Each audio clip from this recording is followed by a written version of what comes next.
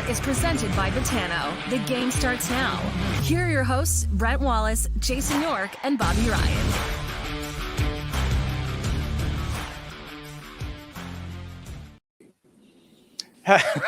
Happy Thursday, everybody.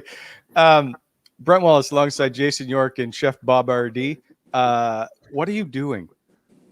Happy Thanksgiving, guys. American Thanksgiving. Spirit. Yeah, no, that's well done, I guess. I'm making Lindsay walk around town with this on. So I figured the very least I could do is pop on for a minute and put it on for you guys. That probably came out of our budget, Yorkie. Big budget. Big budget. We're doing big things here with coming in. How long are you milking Thanksgiving for? Are you like a week, 2 weeks? No, I'm quick. I get it in done. and out. Yeah. You get it done. Yeah. Who's cooking? I didn't get the actual day off, so I don't think I can milk it for next week. So, yeah. Hey, is Bobby Braze cooking? That's what we're going with. Bobby Braze. I'm down in just outside Destin, Florida, in the Panhandle, 30A they call it. I've never heard of this area. We got in late last night, but absolutely, this place is incredible, absolutely stunning. So I'm excited to explore a little bit the next couple of days. Whose house is it? We're at a hotel. Oh, okay, I thought it's like one of your many houses. No. So I did make the joke that I saw a house next door that's for sale. We're gonna go knock on the door here in a minute, but no, you're not. So there might be another one in the cards, boys. Did you get Cody Bass on the phone? Give him a call. I'll fire Basser up. He's up, but no one's down right now. I was just talking to him, but yep, him and I will be taking a special trip down here to look for a new one. Bobby, they're not okay. Never mind. I'm not even getting into it. They're fun. We have a big show today. You still got to sell your old one. We have listen, before we get into the show, which is jam-packed, I just want to discuss your appearance yesterday on Overdrive on TSN with the boys. I thought you did very well, by the way. I was just curious. When you came on, you were like, "Hey, who doesn't want to work with Brent Wallace?" Yeah. Did you hear? I love. So that was your intro? Yeah.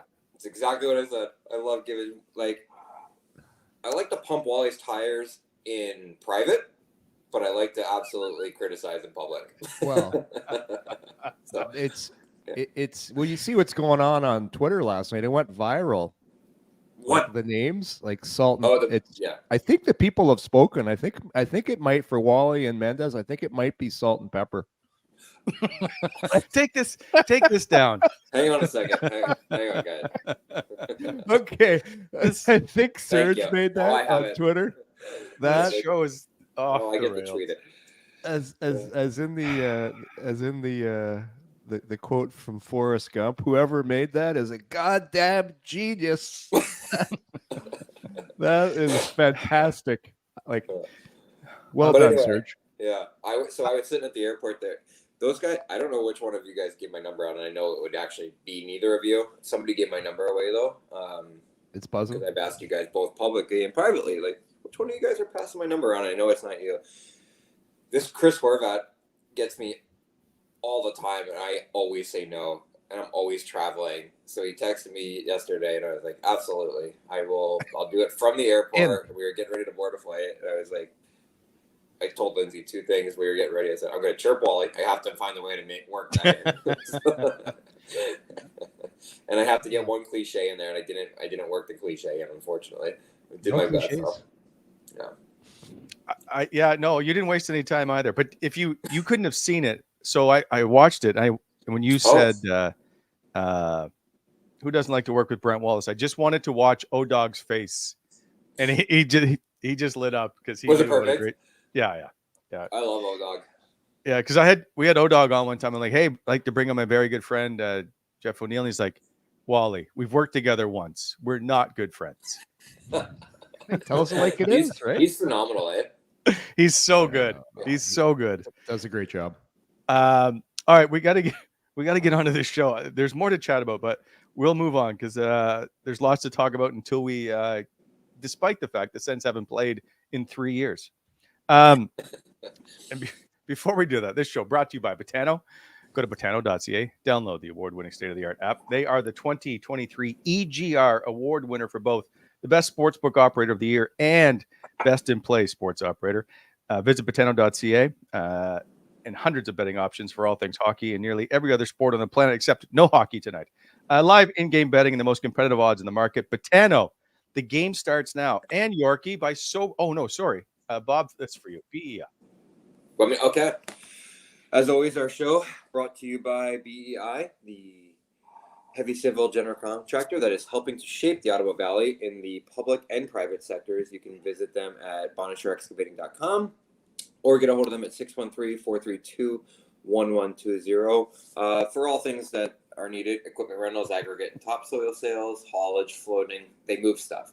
When planning your next project, consider BEI for your aggregate supply needs. And slow down the construction zone. I was like, what is that? Yeah, slow down the construction zone. Sorry. Also, hey, by the way, I had a chat yesterday on the phone with someone who's played in the BEI Friday hockey. How was it? They love it. So I just started to chuckle. There's a couple of former good players on there. Anyway, also later in the show, we have a new partner alert. Charm Diamond Centers is on board. So we'll get to them later. Okay, gentlemen. The Sens have played 15 games. Now, I know we're going to do their 20-game mark, but we have a lot of time in between games. So I went back and looked at their record after 15 games. Mm-hmm. It's a lot better than I think people give them credit for. This is the first time in 7 years they've won 8 games in the first 15. And so the last time they did it was your year, Bob, 2016-17, when you had the little playoff run. So and by the way, they haven't made the playoffs since then. So I'm just saying, as we start Thursday on a little chipper note, that's a very good record based on the reality of first 15 games. Look at the sport, though. In 2016, 2017, tell me that you look at all the other numbers and then you look at goals for and goals against in Guy Boucher's year and tell me that's not a Guy Boucher year.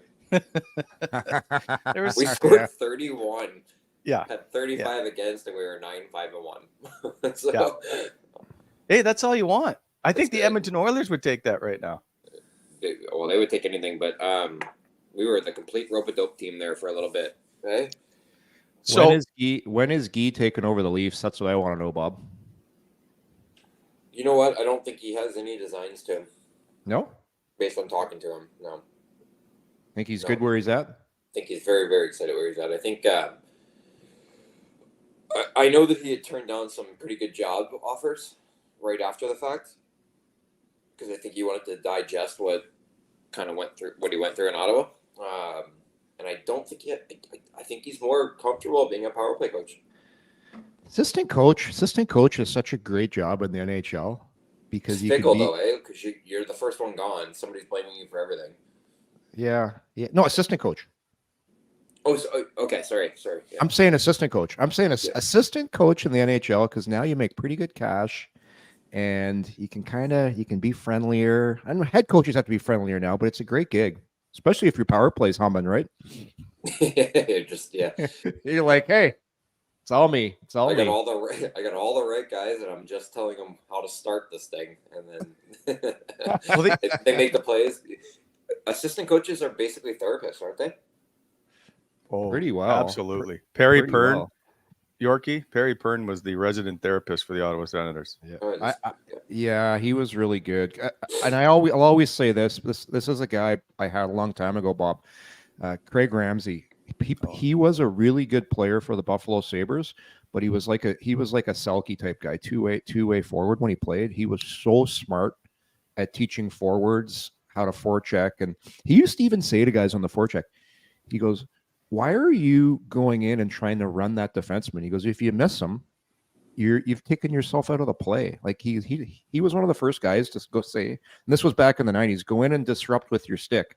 Now you see everybody play; they're all going in with their sticks, disrupting all the time. Because smart D, you go to hit a smart D, he's gonna get out of the way, jump by you, and all of a sudden you're behind the play, right? I think that I learned that lesson where I played in kind of that transition era more than not this era, not the dead puck era, but there's like this time in the middle where the West was way heavier. Yes.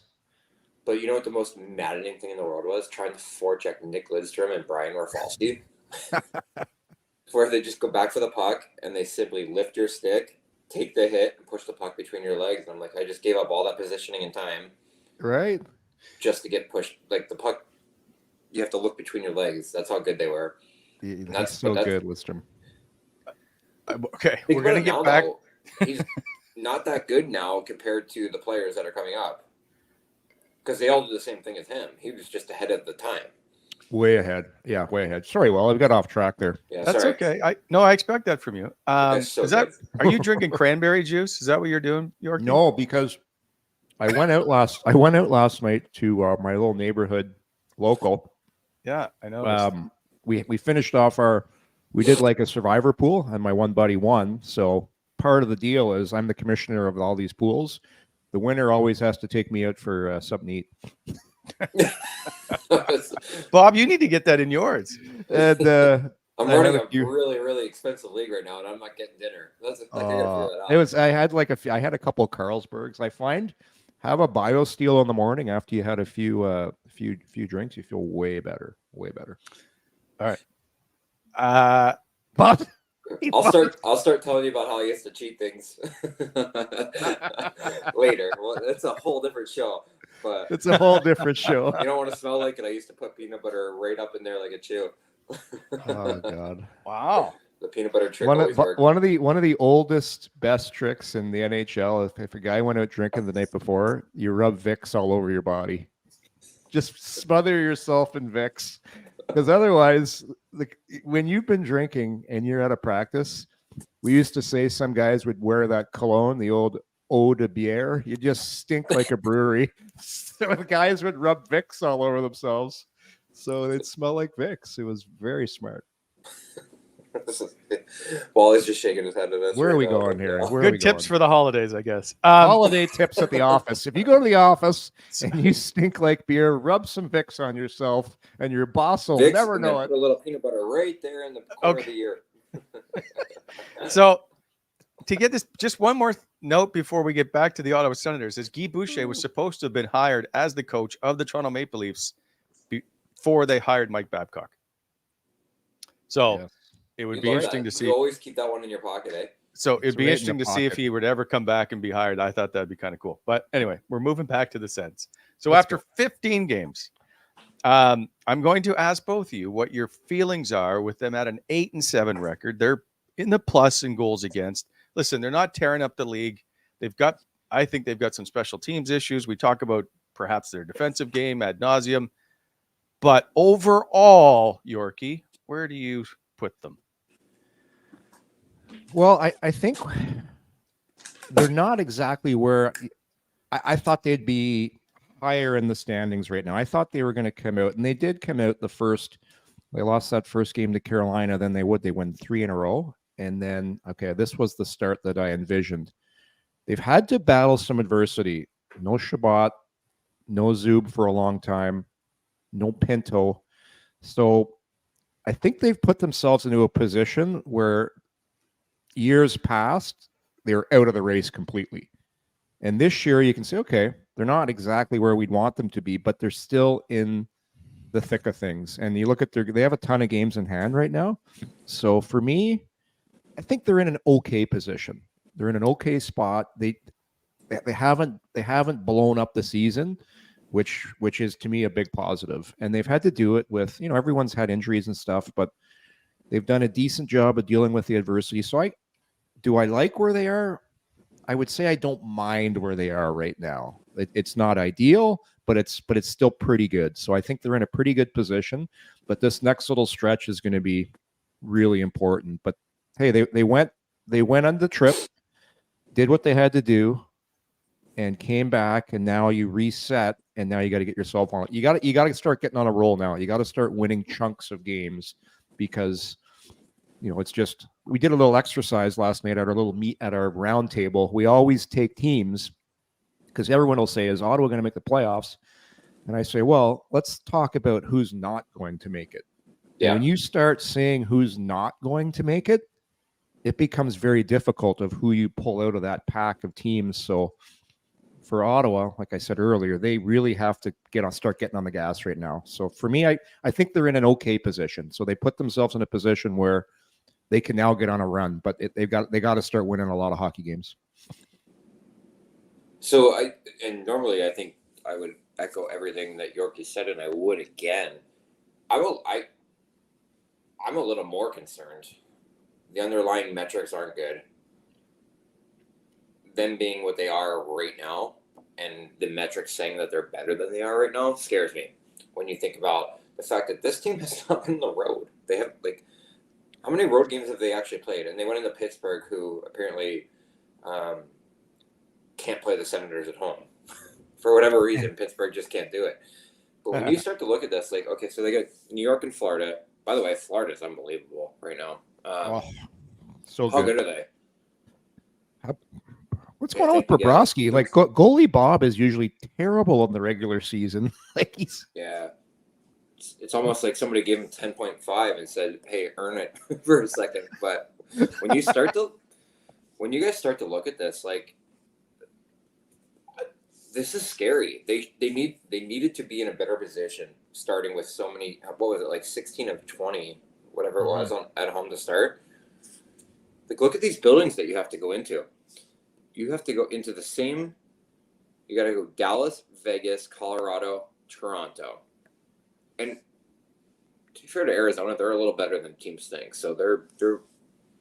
I don't like the schedule, so I'm a little more cautious about where the Senators are right now. I think that they are a team that is getting better and learning, and I absolutely still have them in the mix for the playoffs for me.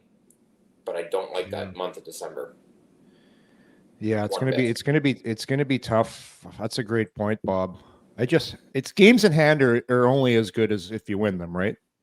And that's what they've got on their side right now. And that's why I say it's really important for them to start clumping some wins together, because they played 15 games. And if you look, we could say right now, well, Detroit's in the 8th spot. Well, Ottawa's got 3 games in hand, but you got to win those games, right? So to me, that's why I love to say the 20 game mark, because we're not quite there yet. We're at 15. And I think at the next 5 games to take them to the 20 game mark, I think is really going to be telling of where they are. I do think, before you jump in, Wally, I do think that the 20 game mark this year is a little bit different than it has been in the past, with them having such a heavy schedule at home. 20 game mark has to be taken with a grain of salt. You're supposed to win at home. You're supposed to take care of home ice. They're 6-5 at home. They have not. They've been just north of 50-50 at home. If you're not taking care of home ice, you're not going to win on the road. Now Tim has to go into cities where the matchups aren't favorable. His points are going to take a step back. Everybody does on the road, I think. But when you think about it across the board, I'm not trying to be. We always talk about American Thanksgiving being the point where you talk about who's going to make the playoffs, who is out. I'm not trying to be bleak because it is American Thanksgiving. I'm just saying their road's a little bit tougher than everybody else's. Yeah, I agree with that. And so they don't play their 20th game, I think, till December 6th, somewhere in there. It's way later than everybody else, obviously, because of this nonsensical schedule where they play 2 games since coming back from Sweden. And they've got the Islanders Friday, and then Monday they host Florida, which you guys talked about. That December schedule it's a tough grind. But that being said, maybe this group has figured it out.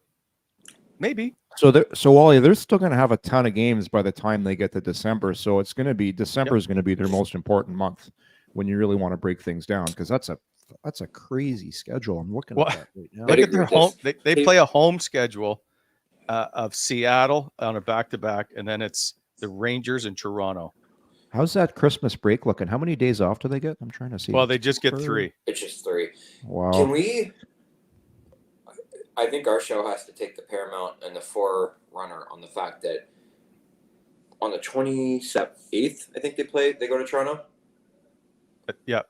The first game back should never 27. be a rivalry game. Never. No, well, it's very typical. If you look back over Ottawa's schedule, they used to gonna always play the Bruins on the 23rd or the 27th, and they play Toronto. Like a lot of times, they always face a team that's close because you guys travel in that day because you can't travel the night before. So now you have to travel in the day before. The day before. We used to do it in Anaheim all the time too. We would fly up to San Jose on the 26th, play, and then fly right back. I thought they changed that rule to only the 27th. It is now, but when I'm talking, yeah, sorry, yeah, we used to fly up there, or whatever. But that's why everything is so close. Rivalry game. I get the proximity, but I don't want a rivalry game where you're trying to come out of that and right into it's really hard to flip that switch. Could you pop up Gavin? Can you pop up that schedule again? How many? So you got one Detroit in there. I'm looking at Detroit right now. Like I don't see them as a playoff team. I just don't. 4-0 win last night against Carolina. Yeah. It wasn't that convincing. I'm not. Listen, I just don't think Detroit's there yet of where they are as a team. I just don't. They don't got enough. No, I didn't. I watched the Oiler game. Oh boy. You want to talk about an ornery fan base? You want a salty fan base? My God! You just changed the coach, and were they down? Yeah, it was 5-0 or 5-1. Like so much, everybody like so much for the coaching effect of getting the bump. Wow. Well, that's the problem is you brought in a coach that, by all metrics, kind of looks nerdy. I don't know. It's like, what did you say, nerdy? It's just you brought in another Connor McDavid fan. He's a fan. Hire a coach that'll go in there and. Here's I'd love to make some decisions for some organizations. I don't want to get. This is what's going to be the holidays. I don't want to get my buddy. For the guy on Thanksgiving break, you're the most cranky of us all today. Wow, this is great. So my buddies, I'm watching the game at Churchill's, and none of them, they're not hockey experts, and that's the first thing they said. They're like, wasn't the guy running the team McDavid's agent, and that's his old junior coach? Like, these are guys that don't, and they're like, how is that going to work? So, but here's the argument. Whenever there's a veteran coach that gets hired, everybody on social media, what is there no new coaches? Why do we keep recycling coaches? Well, you know what? This is a team that needed Claude Julien or someone of that ilk that could understand the game, comes in and can address these guys, has immediate respect, and can maybe get it done. That's what I think they forgot here. Yeah, instead you brought in an analytical knob or this is my just somebody else for. I'm not salty about it. I'm just tired of the fact that we have to, number one, appease the masses by bringing in somebody new, but somebody new wants to do metrics and things like that when you can't do that in a room. Nobody cares. No, and not this group. No. I just old school. Until how do you say it? Discipline. Yeah. Yes. Yeah. And accountability. Thank you. You need a Claude Julien. You need a Randy Carlyle. Like that's what that team needs. Did you just ask? No. Bob? They need Carlyle? You just wanted to bring back Randy Carlyle. I don't know what's happened to you today. Carlyle. I'm just saying dictatorship. I'd be very, very comfortable if Randy Carlyle never coaches again. But you get where I'm going. Yes, I totally understand. I just wanted to. Wally, picture this. Like, if you look at Vegas and Boston, like I just look how Edmonton, how we always talk about the Edmonton Oilers. And if you're a guy on that team, it's like you're always going to defer to Connor. Like, how are you supposed to win that way consistently? Because right away you've got everybody on the team knows who the best players are, but it just seems it's always said, well, you're going to waste McDavid's best years if you don't get some real players for him to play with. Like if it's always that way and it's always everybody else's fault, like it seems like a flawed way to build a hockey team. Of just these are the guys, and we've seen that time and time again, though. York, I remember the Oilers used to do it all the time, or not? The Rangers used to do it. And it's no slam. Like McDavid's, he is who he is. He's a great player, but the good teams like the Vegas Golden Knights don't have that aura about them. They're just more of a team. They're just it's and then when it's time to win in the playoffs, that's how you win. It's your third line becomes so important. And anyways, they have to change a lot of things there. It's just their whole identity of what they are. We lose Bob? No. I did for a second. I dragged, so I apologize. All right, back to the Ottawa Senators, can we? Please? We have a lot to discuss. But you know what? The only thing is, I don't feel sorry for the Edmonton Oilers, because if you've been in Ottawa for the last 7 years or whatever, you've gone through this and you felt this pain, and nobody tuned in and said, "Oh, poor Ottawa." So I'm just saying, I don't feel bad. Like, look at the Devils. I'm just looking at the standings right now. The Devils were supposed to be challenging for the top of the conference. Yeah, but they've dealt with some serious injuries, right? Yeah, Jack Hughes, Nico Hischier. I still think the Devils will be there at the end. Do you like them? 8-8 right now? Yeah. Yeah, I still like the Devils team. I think that if you were to ask me which team I would buy a ticket for first in the NHL, the Devils would be right up there in my top 3. Wow. Yeah. Is that to watch? Like just to watch? Just play? to watch, yeah. If I'm buying a ticket to a game, I think that the Devils would be in my top 3 for sure. That's because you'd be in the alumni box free at the Ottawa games. Fair enough, yeah. But hey, Bob, by the way, I like Jack Hughes a lot. I really do. I think he's phenomenal. I like the team. I like the way they play. They're kind of like, they got this touch of old school in them where they can shut things down at times, but they have just a serious running gun game I love. Yeah. Yep. Yeah, I like these are speaking of alumni, Bob, these are our new little wind jackets. I got to get you signed up. Yeah, so we can burn the Detroit Red Wings hoodie. You guys just telling me that you need me on the ice? We need you, man. We had a tough game on the weekend. We played a young team in Kempville of young guys. It was close. It was close for a bit. A couple guys are starting more than coming in hot. I'm there. Listen, I'll talk to my people. This is because this is pure joy and fun. Okay, you do this for the love of the game. Oh God. Listen, I got another thing to talk about with the the month of November. We were all worried about the month of November, but before we do that, time for Did You Know, brought to you by Wendy's Daily Face-Off Survivor Pool. Wendy's is letting you win real food with your fantasy teams this year with the Wendy's Daily Face-Off Survivor Pool.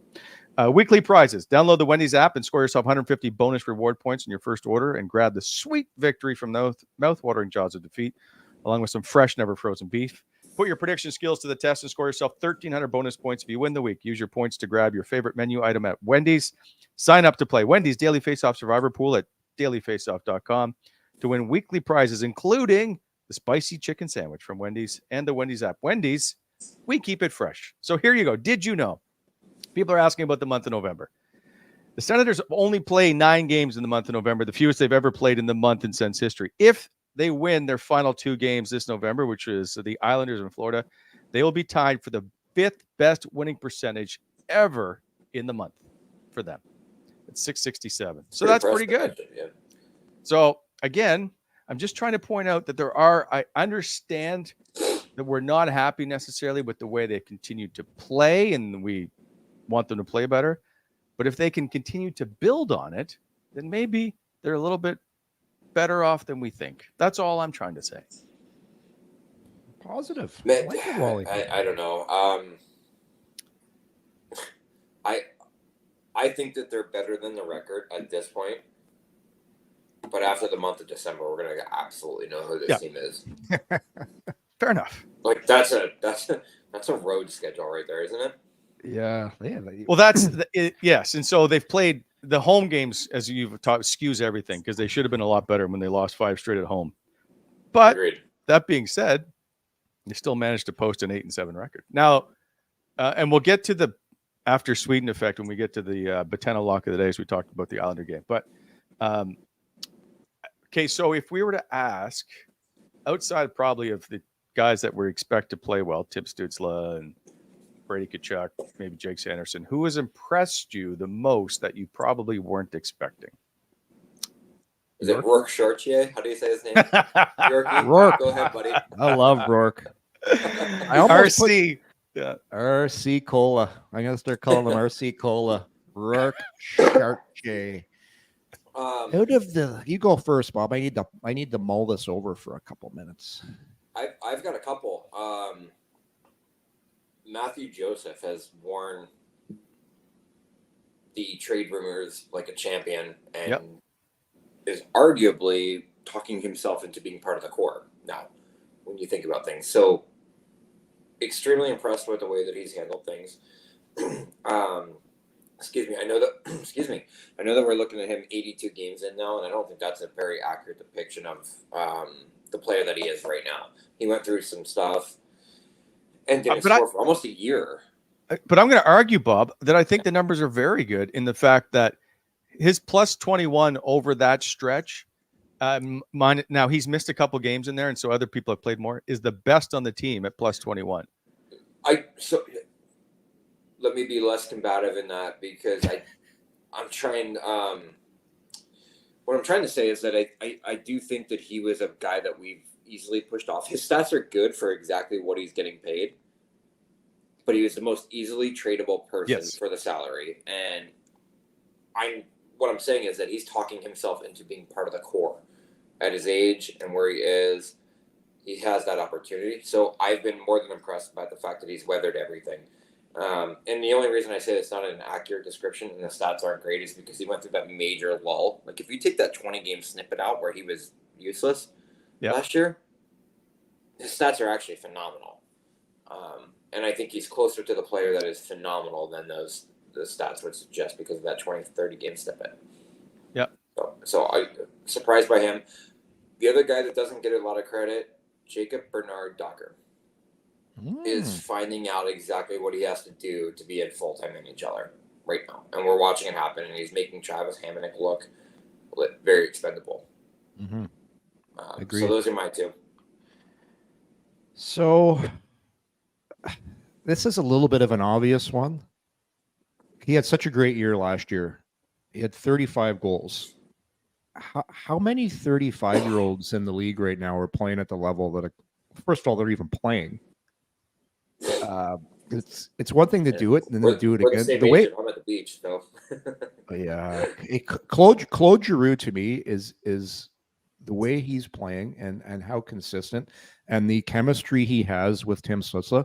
Tim Stützle is a fantastic player. He's going to be, he already is, a star in this league. But the fact you've got a 35-year-old player in Claude Giroux that is helping, mentoring, doing what he's doing, it's Giroux for me. Like it's just, he's doing it again. He's doing it again, and he's just. I love watching how this guy plays because in an era where it's all about speed and youth, you've got the old dog at age 35 going out and have on pace for another great season. I know his goal totals aren't as high, but the guy is just everything, like taking important draws on the PK, on your power play.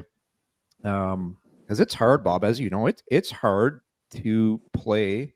People would think it's easy to play with guys like that, but not really, because you have to play at the same level as someone like that. And I just think he's been so impressive. Yeah. And Bernard Docker was a great one. I was going to say him, but I'm going to say another obvious one. Jake Sanderson's taken another huge step this year. It's just, I'm so tired of talking about it because he's so damn good. I know. Yeah. I feel like I talk about this guy all the time, but the little intricacies in his game are so impressive. And the fact he's doing it at such a high level and only his second year in the NHL, I just love watching this kid play. And it's not even about the points; it's about his puck retrievals, how he defends. Like he does, all facets of his game are at such a high level, and it's usually at a young age. Hey, this kid's a really good offensive defenseman. After a few more years, he's going to learn how to defend, or this kid can defend, and wait till he gets some more experience and his offensive game will start to come. This just doesn't happen all the time where you have a guy come into the league like this and is this good. So take the old guy in Jirou and the young guy in Sanderson for me. That just they always surprise me that they don't. There's no step back. There's no regression. It's better and better and better. So Jirou and Sanderson for me. There is talk as recently when the NHL or the NHLPA announced that they're going to try to do best on best minus no Russia and all kinds of weird stuff. That being said, best on best, but very selective. Yeah. Would Jake Sanderson in one more year be on Team Canada? I'm not trying. I'm just curious. I'm just asking a question since you guys picking who's picking the team first. Well, I need to know who's picking American. the team. Steve Stais. Oh, sorry. Yes, he is. Yes, he is. Sorry. Steve Stais is picking the team. I'm just a joke, Yorkie. I don't know who. They don't have announced yet. They just haven't even started with anything. Yeah, but if it's the same, if it's the top six, if it's the same people, right now. if it's the same people that vote on the awards, he's not making. No, Yorkie, that's not the same people. It's a GM. Then he's it's making probably Doug Armstrong. No, Doug Armstrong's Canadian. Let's get somebody else that runs a mediocre team that we don't have to worry about. Like, is it too hard just to say I don't know? Maybe yes, he would be on my team. So top 6 defenseman in the NHL. No. Like, what are we talking here? Best on best. So just try to put him on your Team USA, man. He's on Team USA for sure. Come on. I would argue that Team USA's defensemen are just as good as Team Canada's defensemen. They're pretty good. Time. There's a good group. Absolutely. Adam Fox, McAvoy, Hughes, Sanderson. Yes. So Fox right D, McAvoy right D. I'm so angry I asked Quinn this Hughes question, left D. I'm going through it in my head. Well, you throw that out there. We got to give you a proper answer. Listen, I can see you in court now. Did you mean to run the person over? Well, like, what are you talking about? The time of day, there was some sun in my eyes. Can we? We're moving. The answer is unequivocally yes. Yes. Okay, thank you. Sanderson's actually making both squats, so it doesn't matter. Right. I got him on. In fact, he's gonna have dual citizenship and play on both teams. He's playing on both. Yeah. He's in. Gavin was going to try and cut that as a clip, but now there's no chance. So Gavin, can you put Wally's picture back up there with Mendez, please? We need to see that again. Where is? There he is. There he is. I'm taking another picture. Hang on, guys. Keep it up, Gavin. Making Christmas cards. I got a poll going, by the way, on Twitter right now for people on Twitter. We need to come up with the best name for those. So I think now you put a poll on Twitter. Yeah, you can only pick one. It's Salt and Pepper, Bert and Ernie, or what is it, Stadler and Waldorf from the Muppets. The two that Muppet one's old okay. guys. Yeah. I like. Bert and Ernie's still pretty good too, though. Can we be Sonny and Crockett from Miami Vice? Sonny and Crockett. Hey, Wally, you can't self-proclaim any of it, buddy. No, you can't make your own nickname up. You can't weigh in on this. Damn it! It's just okay. Fine. Can we move on again now, please? Yeah, we got work to get through here. The nerd report's not getting done. I have one more player I want to talk about before we move on, but that is going to be our hot performer of the day, brought to you by DoorDash. Days are ticking away until Christmas. Restaurants, groceries, pharmacies, bakeries, flower shops, and more. Use DoorDash. Basically, they'll deliver everything and anything you need right to your house. Guys, did I mention flower shops? Ordering is easy. Just open the DoorDash app, choose what you want from where you want. With Double Dash on DoorDash, you can order from multiple restaurants or stores in the same delivery without additional fees, so everyone can get what they want and need. For a limited time, our listeners can get 25% off and zero delivery fees on their first order of $15 or more when you download the DoorDash app and enter code NATION25. That's 25% off a $10 value and zero delivery fees on your first order when you download the DoorDash app in the App Store and enter code NATION25. Don't forget, code NATION25 for your first order. Offer valid in Canada, subject to change. Terms apply. So, gentlemen, this could be a hot or cold performer. So it's kind of funny that we're going to pick one, but you could do it for both. And I decided Vladimir Tarasenko at home this season has been my hot performer. I know he hasn't scored in 9 games. However, before we get to the hot part, he has gone through each of the last season. He's had a streak of 9 or 10 games in the month of November. And 2 years ago, he had a 10-game goalless drought, scored 38 goals. I'm not worried about Vladimir Tarasenko at the moment, but at home, 11 of his 13 points have been scored. And I feel with 2 more games at home in the month of November, he's going to be needed to start to cash in and continue those. I just think, and plus 10 on the team, a team leading plus 10, I think he's sometimes overlooked for his overall game. Yeah, he knows when to change. I think he's been pretty good, don't you? Yorkie? Yeah. He gets off the ice. If he sees a 3-on-2 going the other way, right to the bench. Yeah, no, yeah. What do we call it? We're making business decisions. He Business does a good decision. job of that. But He's been, yeah. Go ahead, Bob. I like him. I think he's been good.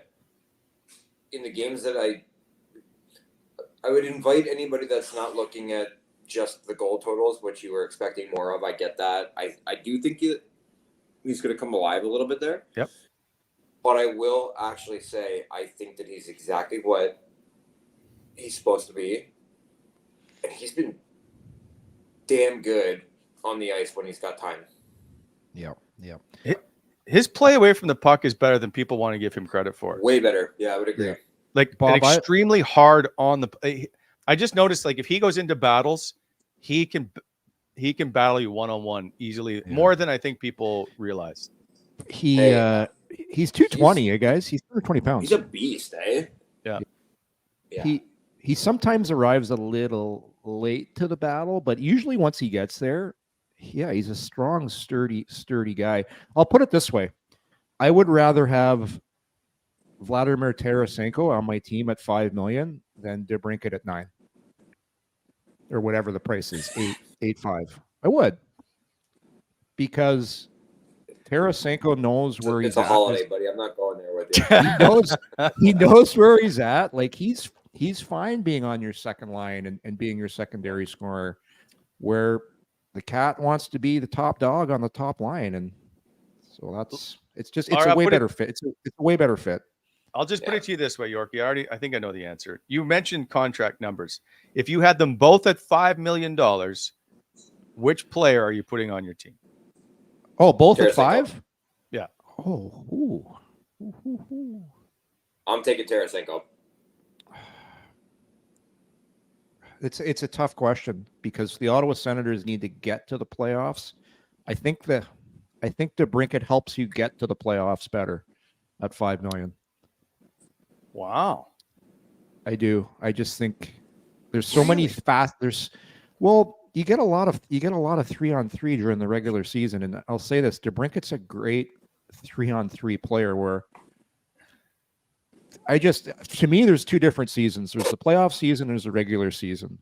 But if I'm trying to win in the playoffs, I probably don't want the Cat in my top 6 and a playoff team. Okay, wait a sec. Alex DeBrincat was like minus 35 last season. But it was Vladimir Tarasenko is plus 10. I don't care about the plus minus. A harder game. I'm not going to say he plays a hard game. Harder game. Yeah. You're talking a couple of guys that carry a pillow. It's like, yeah. And listen, I'm not the biggest Cat fan, but if it's I'm taking Tarasenko. It's not even a question for me. I'm taking the Cat at 5. Okay. Wow. Surprising everybody too, right? Now we have our clip for YouTube. A shocker. Here's our clip for social media.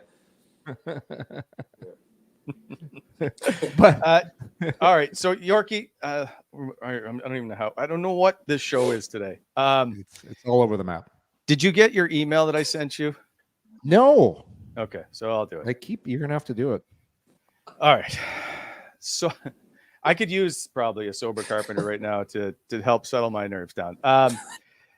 Sober carpenter quenched. Coming in hot is quenched by sober carpenter. You have me all wound up today. A real craft beer, no alcohol. Hold the alcohol, keep the flavor, only 55, 60 calories per can. Enjoy a range of non-alcoholic beers so good that you won't have to compromise on taste. If if you also want a healthier lifestyle.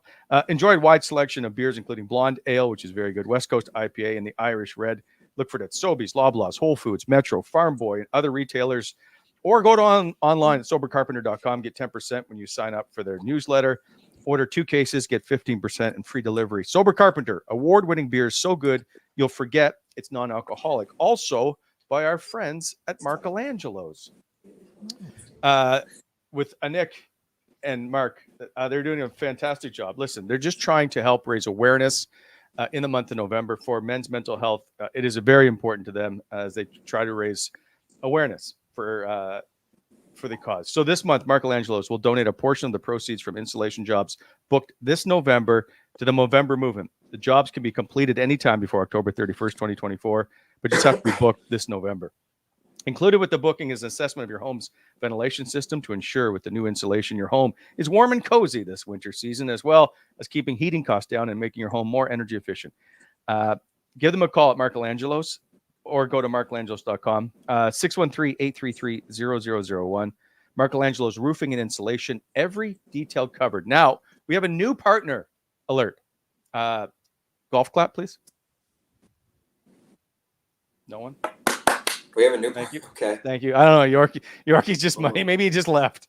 Charm Diamond Center is proudly Canadian-owned and operated since 1972 with more than 85 locations across the country through their trio of amazing brands, Charm, Ben Moss, and Crescent.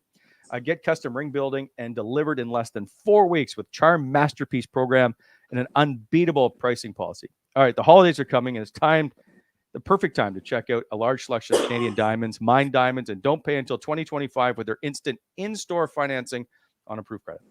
Okay, they're going to give away $5,000.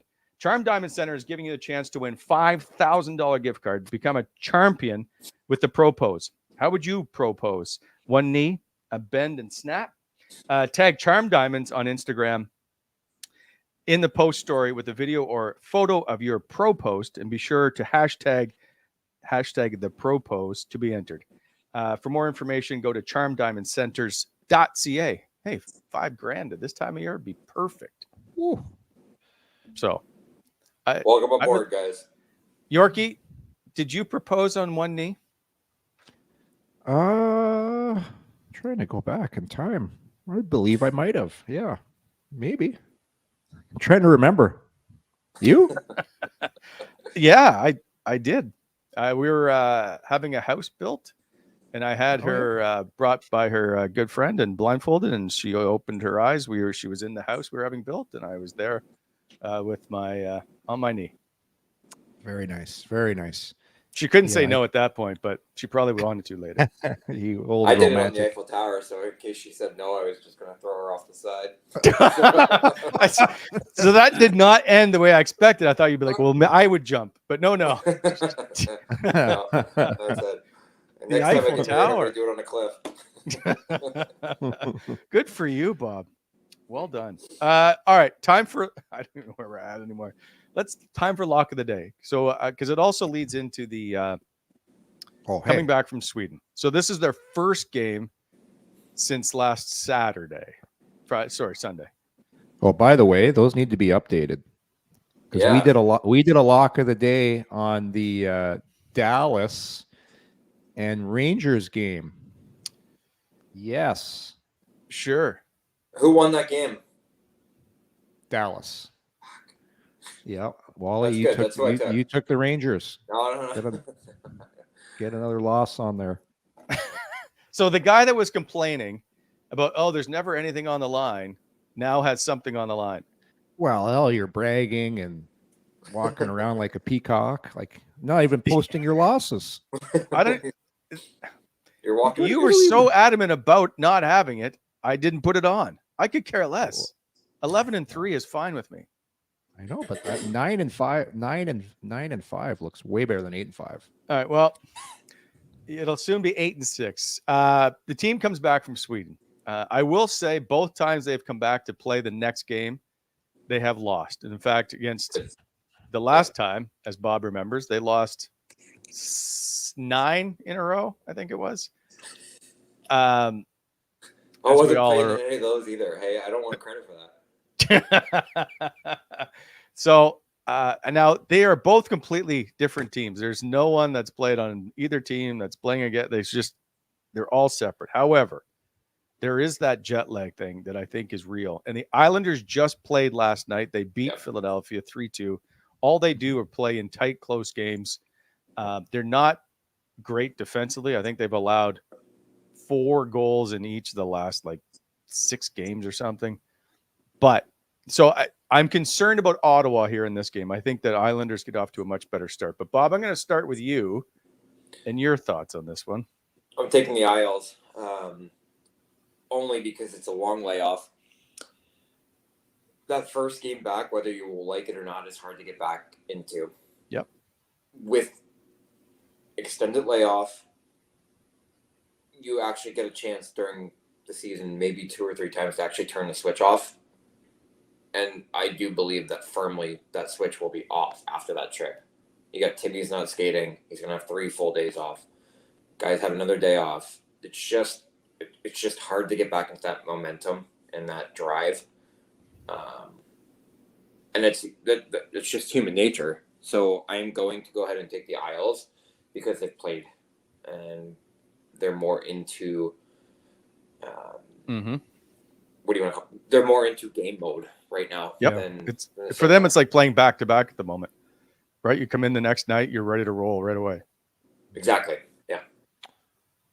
Yeah. You know what's interesting? I'm a big believer in goal differential, and you always look at when the teams finish at the end of the year. It's usually the teams that have the best goal differential that are in the playoffs. You look at Ottawa right now; they're +8. That's a pretty good goal differential. Islanders right now are -11. So we haven't talked about goal differential. I'm taking the Senators because they've got a great goal differential right now. I do think there's something they're gonna have to weather that storm in the first period, because I do think it's going to take them a little while to get their legs under them to get back into there is something to that, what Bob's talking about, the game mode. But I think Ottawa is going to start getting on a little bit of a roll here. Number one, they have to. And number two, I just think they're going to be rested and they're at home. And I'm taking Ottawa and that nice goal differential of theirs. Does the goal differential, what does that happen in the third? Does he just step on the ice and score a goal? Well, it's definitely, if you look at their goal differential in the second period, it is it's not to be desired, but they've been pretty good in the third periods. So they are the worst team in the National Hockey League for goals against in the second period. Awful. At 1.6. Awful. I think at 1.6 per in the second period. In the last 4 years, I believe they're tied for second worst or third, somewhere in there, for most goals allowed in the second period. For whatever reason, gentlemen, they cannot figure out the second period. Bob, I've been trying to think about what's going on with their second periods. You got an answer? 0. It was the same thing that people used to say to us about afternoon games. We were always great in the evening, but terrible at afternoon games. There's no rhyme or reason. It's just it can't continue. There has to be something of why this team is so bad in the second. You have to get to the point where DJ's going in there to get the boys ready for a second period, like he's getting them ready for the game. First, yeah. You have to come in with there has to be an energy. And York, you've been in the room long enough that when a coach comes in for the game, hey, we're going to hit our key points. We're going to do this. We're going to read the lineup. We're good. And then the second period after the first is very, very detailed, analytical, or it's a message. Wake the F up, whatever it might be. But I do think that there's a major lull in the way that they present things after the first. That's not a coaching thing. That's just it's a coincidence that the second period happens to be that. It's the same with that team in the third. It's just the way it is. DJ's got to go in there with a band. he's got to come up with something. That's where we go back. Is Alfie staying on the bench? He's not staying on the bench. Is he staying on the bench to help with those second periods? So back to the second period before Yorkie takes us down a different road. is it? I don't want to use the term lazy, but it's the first one that comes to mind. Are they just not? Are they just getting to the bench too slow for changes? Oh, so that's why they're losing the second periods, because they're changing too slow. Well, are they slow to so. get guys on the ice? Are they slow to make the transitions? Because for whatever Yorkie, there has to be something. No. Yeah, I don't know. It's one of those stats you think there has to be something, but I can tell you as a player, you usually aren't doing anything differently. You come and you do whatever you do. It is between the periods, whether you take off your skates, whether you have a drink, you're doing the same things. I think goaltending has something to do with it. I think if you look throughout a lot of those losses, they haven't gotten consistent goaltending over a lot of those bad second periods. And I thought on the trip, when they had two of their better second periods, at least statistically, the goaltending was really good.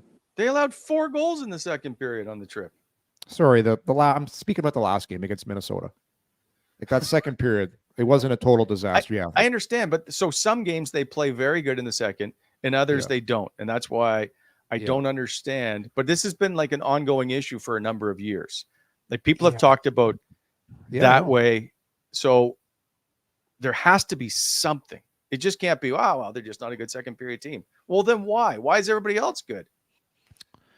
There's a letdown. There's a letdown for some reason, and I'm not in that room, so I don't know why they're having the letdown. It's you start making mistakes. You start not managing the puck as well in the second period. You're just not doing the details as well as you should be. When it comes down to it, the way you win consistently at any single level is details. You don't turn the puck over. That's what Alfie told them. It's. I was talking to somebody about this other day about winning and losing at any level of hockey. The team that is the best with the details usually wins over a consistent period of time. And it's the little things. And that's why Boston keeps winning, guys. You guys ever seen Jim Montgomery do a presentation on coaching? I cannot believe you just went there, because that was the only thing I was going to say was you guys slept on Boston. And guess who didn't? But you know what? I changed my mind at the last second. I changed my mind at the last second because I know Jim Montgomery. I had him up back when I was doing television. I had him up he was our second intermission guest when he was at UAD. I had a chance to talk with him for a while. I find not enough coaches make a big enough deal about face-offs and face-off readiness. You can get, he had a slideshow on how many goals, how many extra goals they were scoring a year or preventing because they were more ready on the draw than the other team. Like just being on your toes, knowing your cues, knowing your jobs, just that little extra play of holding up for your D, or it's all little things. So they're obviously not doing the little things in the second period. If you want the answer, that's what it is. So is that a coaching thing? And you don't get to ask why, Wally. You're too late. Well, it's if you're Same reason we're asking why a different team is bad at the third or bad at the start. It's an everything thing. It's everybody's to blame. Like that's why you just don't point the finger at one person why you're losing. Everybody has to take onus on why that's happening. Partly coaching, partly players. Usually a lot of it's goaltending. Yeah. So it's everything combined into one. So without being in the room, I would just say everybody needs to be way sharper in the second period. And it's like, hey, thanks, Tips, of course. But hockey's not as complicated as people think it is. Well, sometimes it appears to be. It's not. It's that's the thing with young players. Like young players, I was always told this. I'll go back to Craig Ramsey, who was a really smart guy. He'd say, everybody thinks it's so hard to make the NHL. Yeah, it is. But it's a lot harder staying. Because you got to consistently keep doing the little things all the time. And there's always somebody coming to take your job, unless you're a superstar. Yep. But those guys are few and far between. But it's just continually doing the details and making sure you're mentally ready all the time. And that's the hardest thing about playing in the league. I agree. Like the one thing you realize the more it goes on is how good high-end talented players are who consistently play 7, 8, 9, 10 years. What a Bob, how good you have to be that player. But Bob will tell you this: the difference after the high end guys, the difference in the players isn't that much. Like it's just which guys are willing to do those little details all the time. Well, who's telling them the little details? Is that they expect when they're from their college coach or junior I would coach? agree with that, and I always found that there's just so much turnover in the third and fourth line that the talent level was never that much different. And I hate to say this, but if you couldn't retain information, so if you're dumb, you're not sticking. At that, Great point. you're going to play a meteor third, fourth line role, but if you're dumb, you're not sticking. Does that make sense?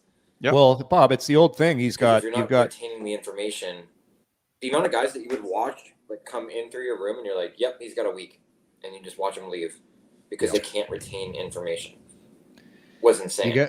What's the old saying in hockey? He's got all the tools. You need to dump the puck here. Well, why? They don't. Yeah.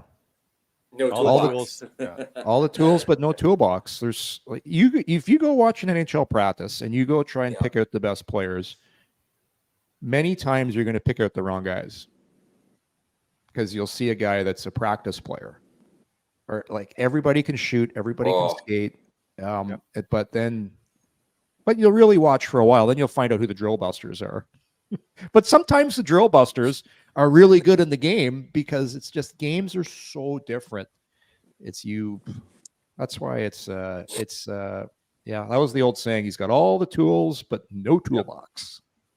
It's so true. It's so accurate.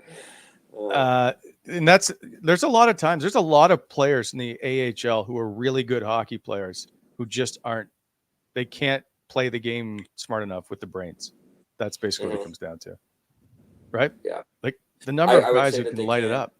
The AHL is arguably harder to play in. I found it harder in the NHL because guys are way harder. Kamikaze all over the place, don't know where they're supposed to be. Yep. But I would say that 3 of the best players that I've ever played with were in the AHL. Skill-wise. Who? But they could not process information fast enough to make the jump. Yeah. Which guys? Oh, sorry. I think I'm freezing a little bit. I apologize. Yeah. Bob, who are the guys? Brian Salcido was one of them. Jason King, who did have a little stint in the NHL that was he had actually a really good one. And then Jeff Platt. Wow. Jeff Platt. And actually, I'm going to throw one more at you that never played an NHL game, but was on arguably the best world junior team of all time. Steven Dixon was one of the best players I've ever played with. Not from a skill standpoint, but just the way he saw the game and played it was amazing. But he could not. You could look at Dixon and be like, yeah, he's not going to make the jump. But phenomenal skill. Okay. Yeah, there's been a few World Junior guys. You're like, interesting they don't ever stick around. I think he's the only one that never played from that team. That was I think it was the 03 team. Does that make sense? Could be, yeah. Or 05 it was the 85 because Getzlaf, Perry, you're talking about Bergeron, all those guys. Yeah. And then you got Steven Dixon, he's the only guy that never played a single game in the NHL. Wow. Yorkie, as you can see, the boards have been updated for lock of the day, just so you're happy now. I'm very happy. Well, I went to third place. Appreciate it, guys. By the way, I'm taking the Islanders on Friday as well for the simple fact that they've played. So we'll see how this goes. Finally, I have one more thing because I've never seen this before, and I thought it was I'm not even sure what I thought about it. But last night in the Clipper Utah Jazz game, Kawhi Leonard is shooting foul shots, and he's being booed. He's a former Jazz player. Greg Popovich, the coach Popovich of the Jazz, walks over, grabs the announcers in the in-house announcer's mic, and says, stop booing. That's not who we are. That's not what we do. And then put the mic back down and walk back to his seat. I'm amazed at this. Should we get the Spartacat to come over and grab the mic? Like, what do we need to do in Ottawa here? Kawhi Leonard, former Jazz player, Wally. I was like, I'm going to try not to get in trouble today. Spurs. Sorry, the Spurs. Sorry, the Spurs. Go ahead, Jork. Yeah, I'm not touching this. So what are you asking about? Like, should they not saying to boo the guy? So the opposing coach is taking to the mic to tell his fans to stop booing the opposing player. I'll just say this: it's the world we live in. No, we're living in the no hurt feelings era.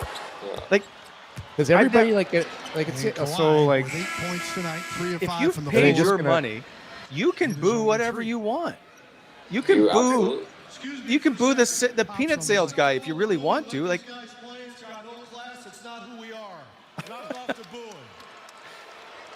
that's dumb. Yeah, that's lame. That's so beta.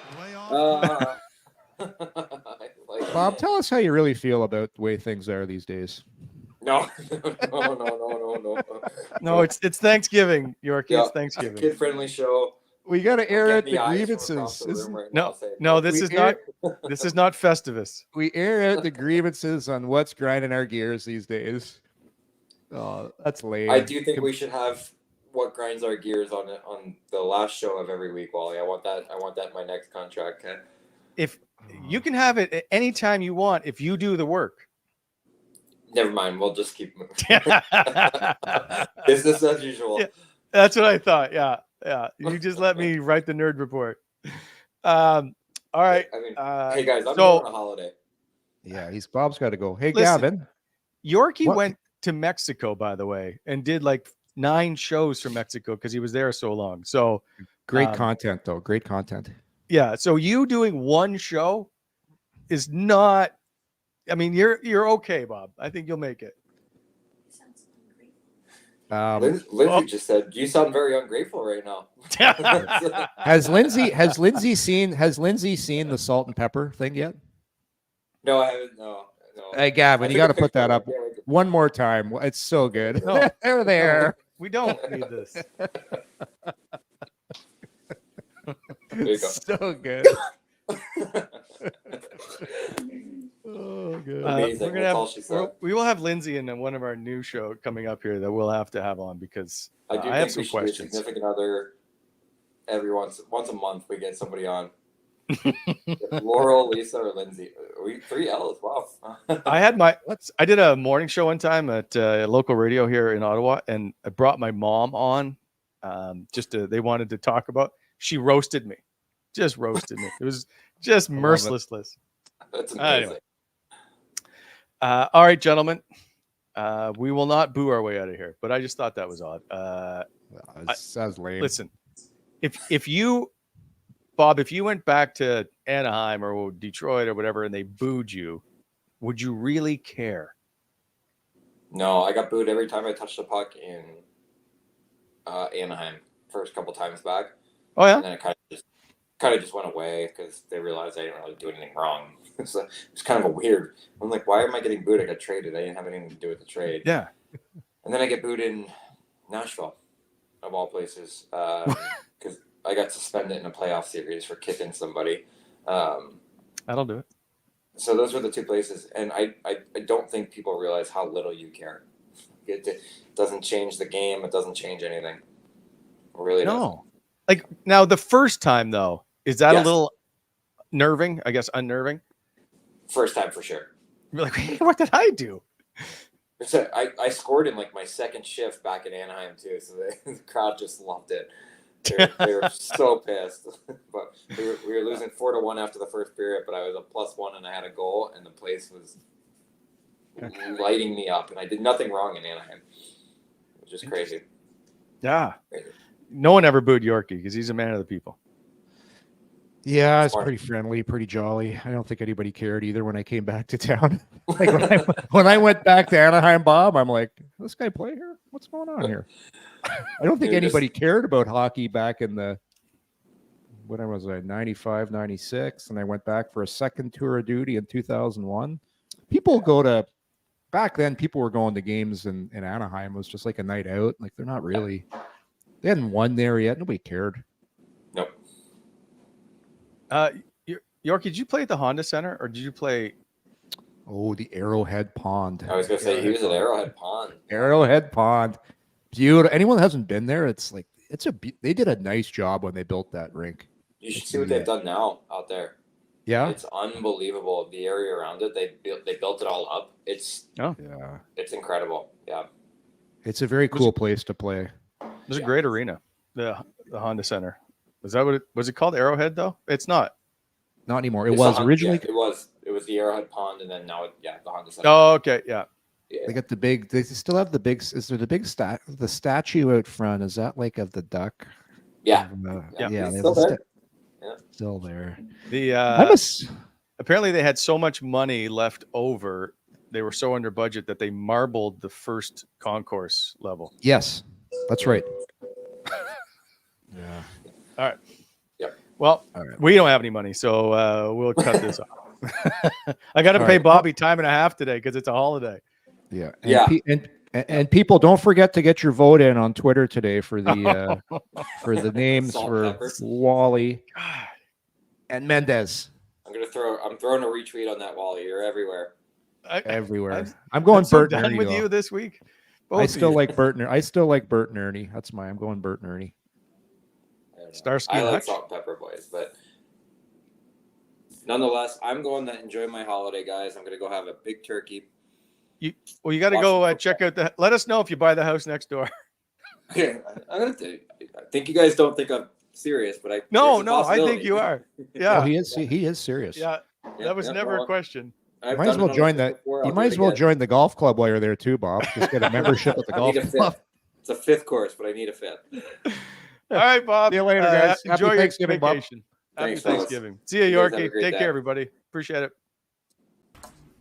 Coming in Hot is brought to you by Botano.ca. Please hit that like button and subscribe to our channel to never miss an episode.